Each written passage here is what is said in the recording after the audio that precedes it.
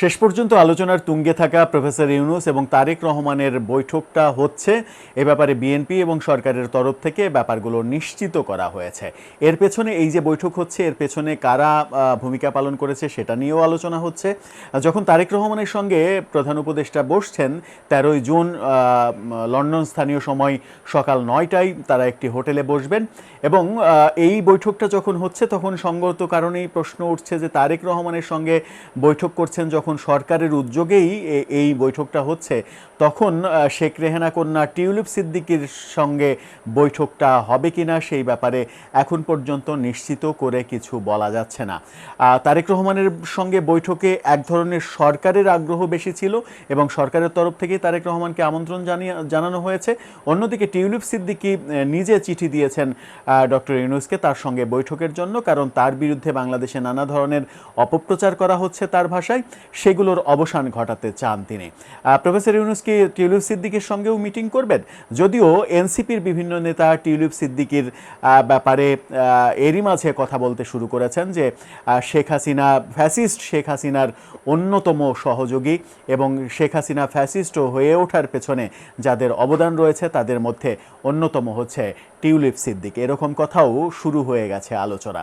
তারেক রহমানের সঙ্গে বৈঠকেই বা কি হতে চলেছে, এই বৈঠকটাকে এত বেশি গুরুত্বপূর্ণ ভাবা হচ্ছে কেন, সেই আলোচনা, সেই ব্যাখ্যা করার চেষ্টা করব এই ভিডিওতে। থাকবেন পলিটিক্স টিভির নিয়মিত আয়োজনে।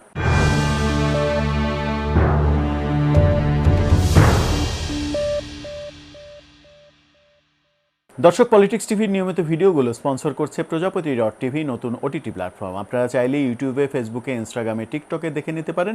ডেসক্রিপশন বক্সে লিঙ্ক দেওয়া থাকবে, সেখান থেকেও আপনারা দেখে নিতে পারেন প্রজাপতির কার্যক্রম। চলে যাচ্ছি মূল ভিডিওতে। বলছিলাম তারেক রহমানের সঙ্গে যখন বৈঠক হচ্ছে তখন টিউলিপ সিদ্দিকীর সঙ্গে বৈঠক হচ্ছে কিনা প্রধান উপদেষ্টার, সেই ব্যাপারে প্রশ্ন উঠেছে।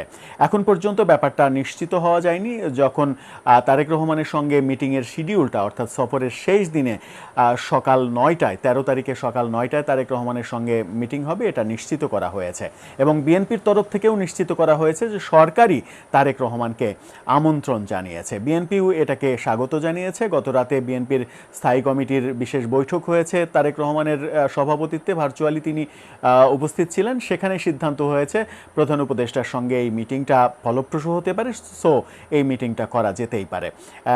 তার মানে মিটিংটা হচ্ছে 13 তারিখে সকাল 9টায় মিটিংটা হবে। বিএনপির একটি নির্ভরযোগ্য সূত্র বলছে লন্ডনের ডরচেস্টার হোটেলে এই বৈঠক অনুষ্ঠিত হবে। প্রধান উপদেষ্টার দপ্তর থেকে এই বৈঠকটি নির্ধারণ করা হয়েছে। ইতিমধ্যে প্রধান উপদেষ্টার পক্ষ থেকে তারেক রহমানকে আমন্ত্রণও জানানো হয়েছে। 13ই জুন সকাল 9টা থেকে 11টা পর্যন্ত এই বৈঠক চলবে। বিএনপির মিডিয়া সেলের পক্ষ থেকেও ব্যাপারটা নিশ্চিত করা হয়েছে। এর আগে 4 দিনের সফরে প্রধান উপদেষ্টা যুক্তরাজ্যে গেছেন, এটা তো আমরা জানি। তারেক রহমানের সঙ্গে বৈঠকে কি আলোচনা হবে, সেই আলোচনার আগে মির্জা ফখরুল কি বলছেন একটু চলুন জেনে নেওয়া যাক। মির্জা ফখরুল বলছেন, আমি ব্যক্তিগতভাবে মনে করি বর্তমানে যে রাজনৈতিক প্রেক্ষাপট বা অবস্থান তাতে এটা একটা বড় ইভেন্ট, গুরুত্বপূর্ণ ইভেন্ট। এটার গুরুত্ব অনেক বেশি, অনেক সুযোগ তৈরি হতে পারে এই বৈঠকে, অনেক সমস্যার সমাধান হতে পারে, অনেক কিছু সহজ হয়ে যেতে পারে, নতুন ডাইমেনশন তৈরি হতে পারে এই বৈঠকে, নতুন একটা দিগন্তের উন্মোচন হতে পারে। অর্থাৎ মির্জা ফখরুল ইসলাম যার পর নাই খুশি এবং অনেক বেশি আশাবাদী যে এই বৈঠক থেকে অনেক কিছু হবে। এই বৈঠক থেকে আদতে কি হবে? প্রফেসর ইউনূস এপ্রিলের প্রথমার্ধে নির্বাচনের কথা ঘোষণা করেছেন, যদিও সেটা নিয়ে যথেষ্ট বিতর্ক রয়েছে যে এপ্রিলে ওই সময়ে নির্বাচন করার মতো দেশের বাস্তবতা আদৌ আছে কিনা, সরকার সেটা ভেবেছে কিনা। সেই আলোচনা যখন রয়েছে তখন বিএনপির মধ্যেও অনেক দ্বিমত রয়েছে। বিএনপি কেউ মনে করে যে এটা মেনে নেওয়া যেতে পারে, কেউ মনে করে যে এটা ঠিক হলো না। মানে দৃঢ় যে অবস্থান, সেই দৃঢ় অবস্থান লক্ষ্য করা যাচ্ছে না। বিএনপির অন্যতম একটি মুখ মারুফ কামাল, তিনি বলেছেন যে এপ্রিলে নির্বাচন হলে খুব একটা অসুবিধা হবে না। তার মানে হচ্ছে যে বিএনপি যে এর বিরুদ্ধে পুরোপুরি রয়েছে সেটাও বলা যাচ্ছে না। কিন্তু তাহলে মির্জা ফখরুল ইসলাম এই বৈঠক থেকে কি প্রত্যাশা করছেন? এই বৈঠক থেকে কি প্রত্যাশা করছেন যে প্রফেসর ইউনূসকে তারেক রহমান রাজি করাতে পারবে ডিসেম্বরে নির্বাচন হওয়ার ব্যাপারে। প্রফেসর ইউনূস দেশে এসে ঘোষণা দেবেন না ডিসেম্বরেই নির্বাচন হবে, এপ্রিলে হবে না, এপ্রিলের বাস্তবতা নেই, নানা দিকে পর্যালোচনা করে সেটাই আমরা ডিসিশন নিয়েছি, এরকম কি আলোচনা হবে?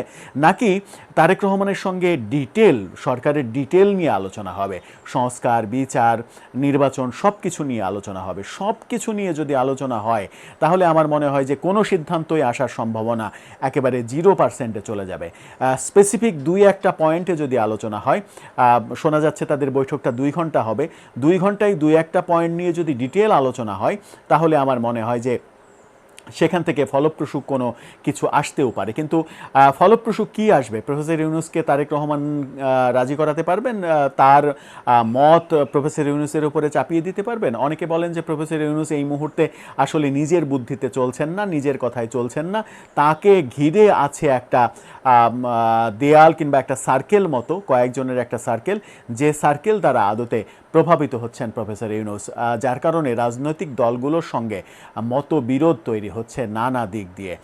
এরকম পরিস্থিতিতে তারেক রহমানের সঙ্গে বৈঠকটা ফলপ্রসূ হবে, নতুন দুয়ার উন্মোচন করবে, নতুন আশার সঞ্চার করবে, একটা নবদিগন্ত তৈরি করবে, এরকম যে প্রত্যাশা মির্জা ফখরুলের, সেই প্রত্যাশা আদৌ পূরণ হবে কিনা সেটা নিয়ে যথেষ্ট সন্দেহ রয়েছে। এমনিতেই প্রফেসর ইউনূস নানা রকমের টানাপোড়েনের মধ্যে কাটাচ্ছেন, এই 4 দিন কাটাবেন, কারণ লন্ডনে ব্যাপক বিদ্রোহ শুরু হয়েছে তার বিরুদ্ধে, ব্যাপক বিক্ষোভ শুরু হয়েছে,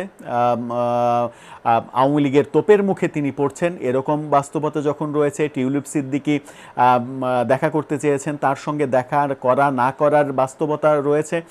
আবার তিনি যে পুরস্কারের জন্য গিয়েছেন, সেই পুরস্কারের যারা মালিক কিংস ফাউন্ডেশন, তাদের ওয়েবসাইটে পুরস্কার প্রাপ্তদের যে লিস্ট, সেই লিস্টে প্রফেসর ইউনূসের নামই নেই।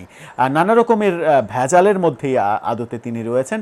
সেই ভেজালগুলো কাটিয়ে শেষ দিনে তারেক রহমানের সঙ্গে বৈঠকে কি অর্জন হবে, দেশের জন্য কি অর্জন হবে, ব্যক্তি ডক্টর ইউনূসের জন্য কি অর্জন হলো, কিংবা ব্যক্তি তারেক রহমানের জন্য, দল বিএনপির জন্য কি অর্জন হলো, সেটা দেশের জন্য খুব একটা মুখ্য আলোচনা না হলেও মূল যে ব্যাপারটা সেটা হচ্ছে তাদের দুজনের বৈঠক থেকে কি দেশের জন্য কোনো কিছু পজিটিভ আসবে।